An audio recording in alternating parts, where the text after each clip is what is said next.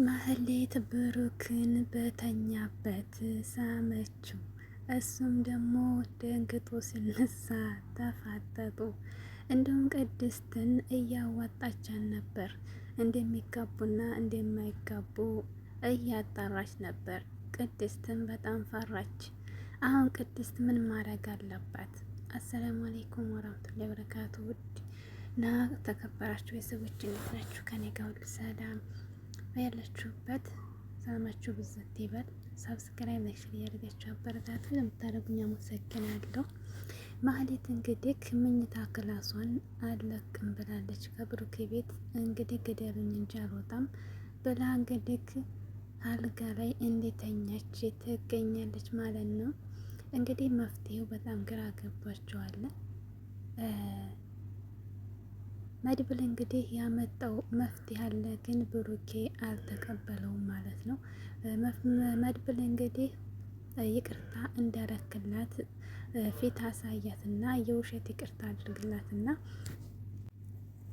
ከዚያ በኋላ እነ ዝናንና እነ ካሌድን እኛን ከመያዝና እኛን ከመከታተል ወደኋላ ስለማይሉ እሷን ይቅርታ ያደረክላት መስለክ የውሸት ምንም አይነት ሌላ ግንኙነት አይኖርም፣ ግን ዝም ብላ ይቅርታ አድርገላት ቤት ውስጥ እንድትኖር እንፍቀድላት እና እነሱን እንያዛቸው ብሎ መፍትሄም ቶማን ነው። ግን እንደዚያ ከሆነ ደግሞ ዝናን የላካት የጅና ግዴታ ይቅርታ አድርግልኝ በይና ብሩኬ ቤት ግቢ ግዴታ ብሎ ዝና ነው የሚልካት እንጂ እሷ ተጸጸት አይደለም እያሉ ነበር። እንግዲህ ኤፍራታ ያለችውን ተጸጽታ መሆኗንና እንዲሁም ደግሞ ኤፍራታ ከቤቷ እንዳባረረቻት መድረሻታ ወደዚህ እንደመጣች ነበር ለብሩኬ ነገረው። ብሩኬ ግን ይሄን ነገር ጭራሽ ሊቀበልና አምኖ ሊቀበል አልቻለም። ምክንያቱም እንግዲህ ሚስቱን ባል ያውቃል፣ የሚስቱን ባህሪ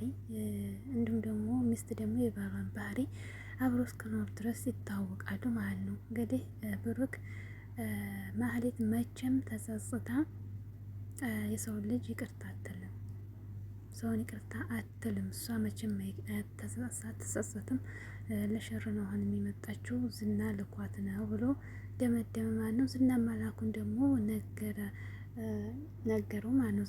ዝናማ መላኩን ዝናን የላካት ግን እነሱን እኛ እሷን ይቅርታ አድርገህላት የውሸት እንይዛቸዋለን ትናገራለች። ሁሉን ነገር የት እንደሚንቀሳቀሱ ምን እንደሚሰሩ ምን እንዲያሰቡ ትናገራለች። ከኛ ጋር ካረግና ካቀረብና ብሎ መፍትሄ አምጥቷል መድብል ማለት ነው።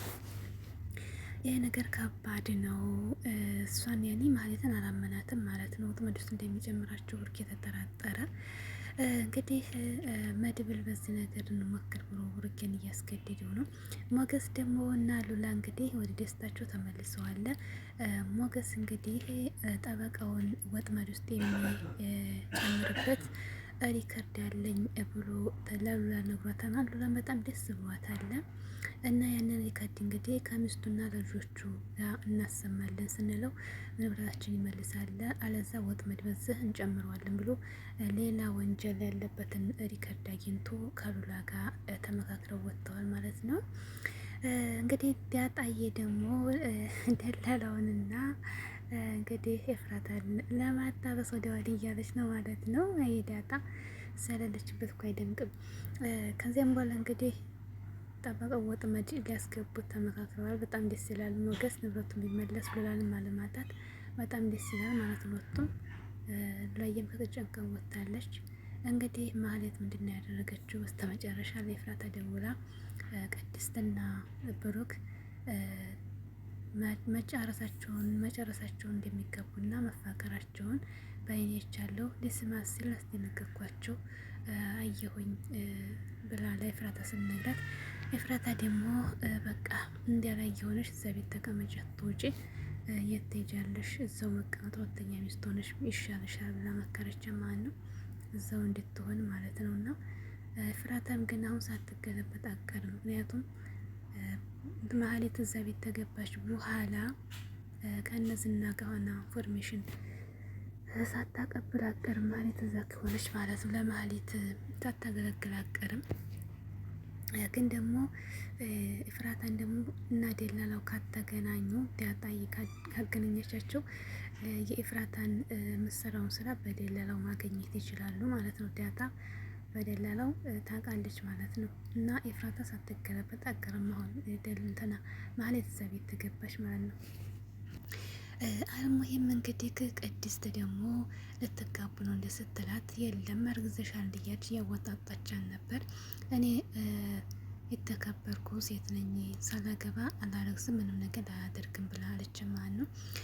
ከዚያም ጋር ግን ጨርሳችኋል ምናምን እያለች እንዳየቻቸው ነገረቻት ማለት ነው። እና ያው እንግዲህ ተስፋ እንድትቆርጥም አልነገረቻት፣ ግን እንድታሳውቃትም አልፈለገችም። ግን ደግሞ ቅድስት በጣም ተጨንቃለች።